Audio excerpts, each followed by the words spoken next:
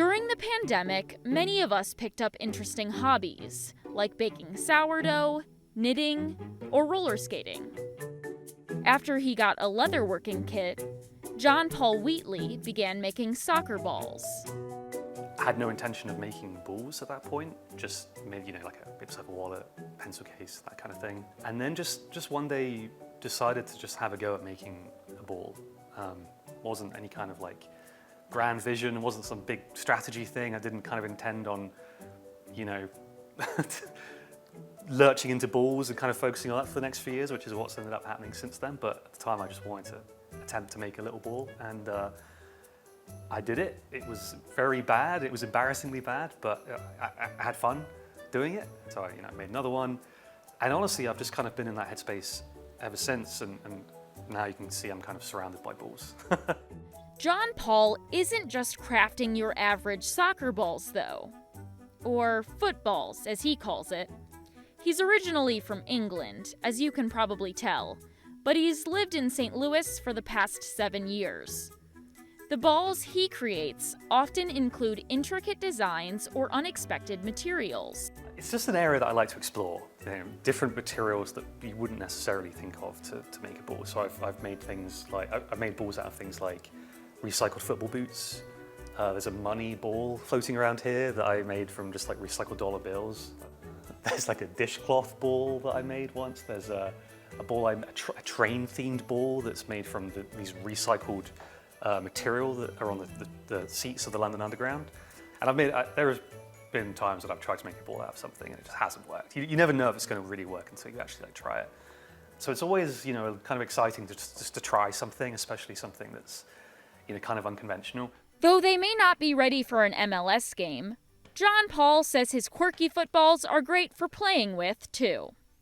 A couple of years ago, he started posting his unique creations on Instagram, a move that turned his hobby into a career.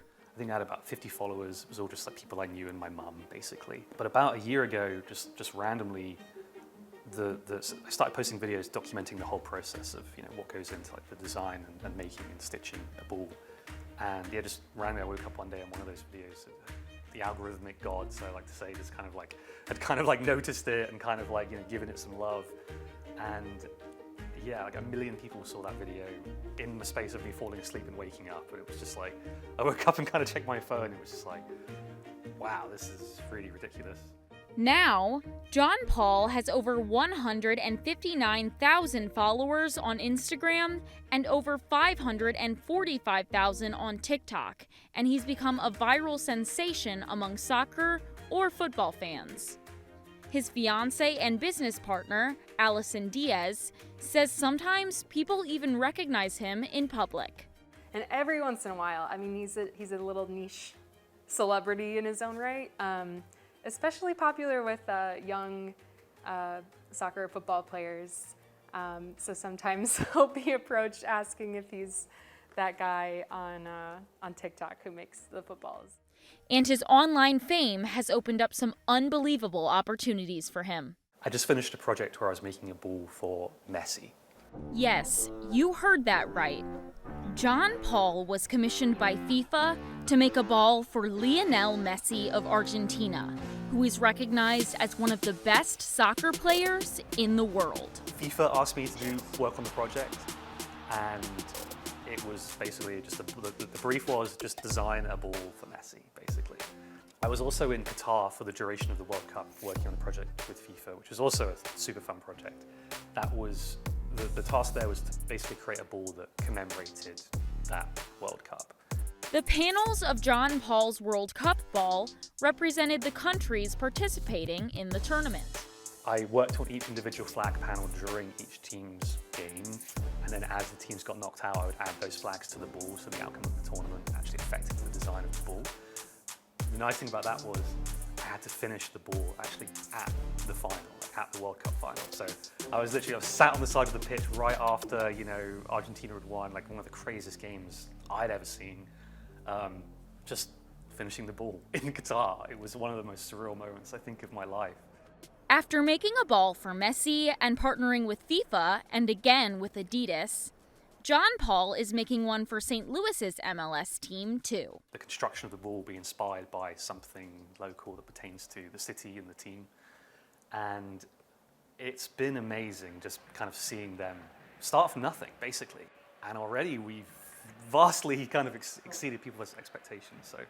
And though each ball takes about a week to make, he's working on ways to streamline the process since he is starting a business. We're planning on starting and launching a ball company here in St. Louis. The plan will be to sort of launch these limited edition runs of these very unique kind of experimental handmade balls. There'll be limited drops throughout the year. Each run will be, once they're gone, once they're sold out, there will be no more of that design kind of thing. The company will be called 12 Pentagons, and Allison says St. Louis is a great place to start it.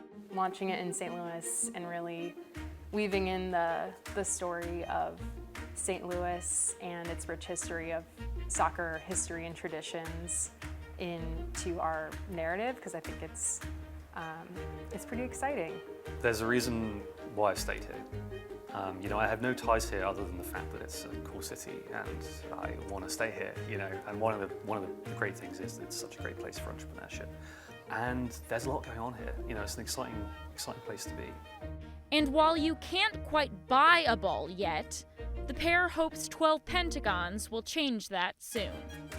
Allison says Jon Paul's work has encouraged other people to try the craft too. He's been getting questions and demands for how to make the ball, can I make my own ball, get a ball kit, and can I buy a ball? So those three things we're trying to address this year. He's already ticked off the first two, which he created some Make a Ball series. So we've already gotten some really encouraging messages from people who have been starting to make their own balls. It's been really exciting watching his passion continue to grow and also inspire others now to make their own projects. For Living St. Louis, I'm Veronica Moheski.